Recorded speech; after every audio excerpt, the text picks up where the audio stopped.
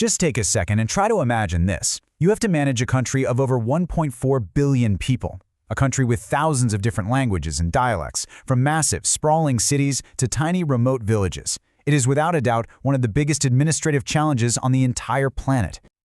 So that raises a huge question, right? How on earth do you even start to build a system that's fair, that's accountable, and that actually works for every single one of those people? Well, that's exactly the challenge we're going to unpack right now. To really get a handle on how India is governed, we first have to get on the same page about the what. I mean, what do we really mean when we throw around the word governance? At its heart, governance is simply the whole process of making decisions and then putting them into practice. But it's so much bigger than just the government. Think of it as the entire operating system for a country, a whole web of influence and control. Now here's a really crucial difference we need to make. There's governance, and then there's good governance. See, any system can rule, but good governance is about ruling well. It means people get to participate, things are transparent, and the folks in power are actually held accountable. And this whole thing isn't a solo performance. Nope, it's a team sport. You've got the state, which is all the government machinery. You have civil society, nonprofits, community groups. And, maybe most importantly, you have individuals. Yep, that means you and me. Okay, so with all these moving parts, how is this massive system designed to stay on track and, not let power get out of control? Well, that brings us to the architect's plan, the system of checks and balances. And right at the core of this entire blueprint is one single, incredibly powerful idea: accountability.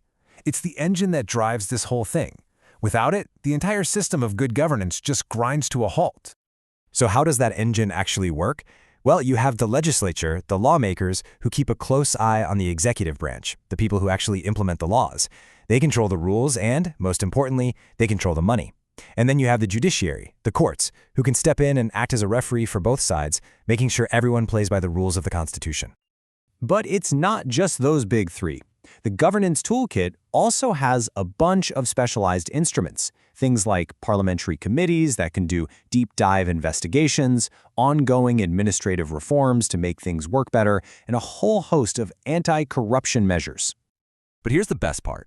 These checks and balances aren't just for the government to use on itself. What about your power? It's time to open up the toolkit that's available to every single citizen. And this first one, it's a genuine game changer. The right to information, or RTI.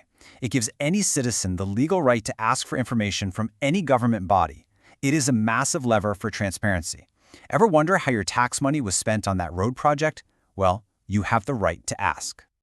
And the RTI is just one tool in the box. You've also got the Consumer Protection Act, citizen charters, which are basically service guarantees from public agencies, and specific systems that are designed for one purpose: to handle and fix your complaints. So if you do have a complaint, where do you take it? Well, you have institutions like the Ombudsman, which handles general issues with the administration. But for the really serious stuff like corruption, you have the Lokpal at the national level and the Lokayukta at the state level. They were created specifically to investigate those kinds of allegations. So, we've seen the view from the top, and we've seen the tools you have in your hands. Now, let's flip the whole thing around and go to the grassroots to see where governance really begins, from the ground up. The foundation for all of this is an idea called Panchayati Raj. Now that might sound complicated, but it's really just a system of local self-government. It's based on a very simple principle. The people who are best equipped to manage local affairs are, well, the local people themselves. And this system isn't just one big blob. It's a structured three-level framework.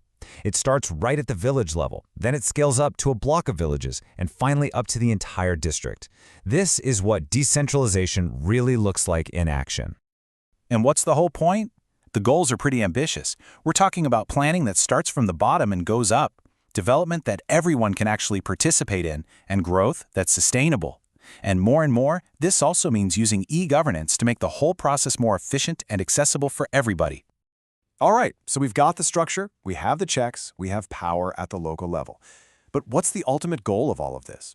In the end, it all comes down to one thing: creating public policy that actually works for people.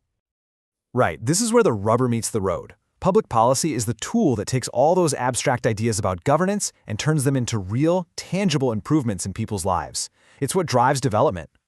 And we're talking about the absolute fundamentals of life. policies that deal with housing, with healthcare through the National Health Mission, with food security, guaranteed employment through schemes like MNNREGA, and the fundamental right to education. These are the real-world results the whole system is trying to achieve. So how do you make sure these policies actually do what they promise?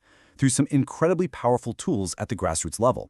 You have things like the Johnson Why, a public hearing where officials have to literally stand in front of citizens and answer their questions directly.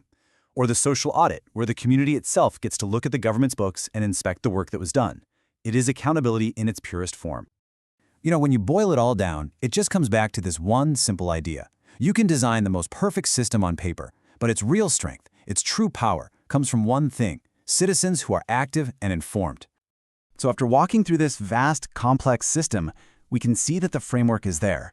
The tools are available. And that leaves us with one final, and maybe the most important question of all: who truly holds the power to make it all work?